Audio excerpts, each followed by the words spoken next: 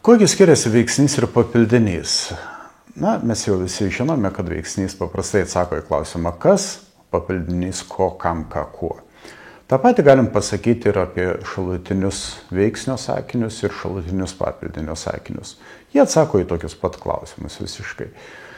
Ir dažniausiai jie arba atstoja pagrindinio sakinio veiksnį, veiksnio šalutiniai sakiniai, arba jį papildo, praplečia, kai tas veiksnys nelabai aiškiai pasakytas. Pavyzdžiui, toks sakinys, jam visą laiką rodėsi, kad kiekvienas atsakingas tik už save. Kas rodėsi, kadangi nepasakyta, turi būti paaiškinimas, kad kiekvienas atsakingas tik už save, šalutinis sakinys tarsi pasako tą veiksnį. Arba, bet gerai, kad taip viskas išėjo. Kas yra gerai? Kad taip viskas išėjo. Arba kitas sakinys, pavyzdžiui, gerai, kad draugai laiku atvažiavo.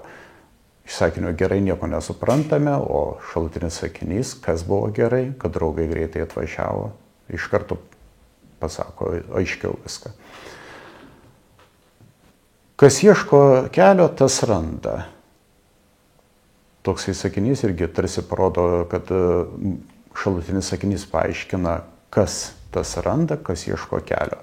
Panašiai su papildinio šalutiniais sakiniais.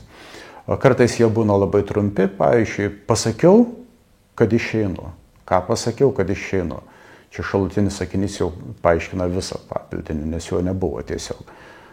Arba kartais gali praplėsti. Pavyzdžiui, jis 3 dienas džiaugiasi ir draugams didžiuodamasis aiškino, kad gali savo gyvenimą sutvarkyti kaip tinkamas.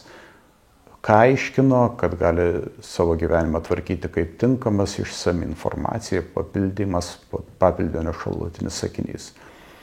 Jeigu jisai praplečia šalutinis sakinys pagrindinio sakinio papildinį, tada irgi yra atliepiamas žodelis. Pavyzdžiui, aš niekada nepamiršiu to, ką gero man esate padarę. Ko to nepamiršiu, ką gero esame padarę.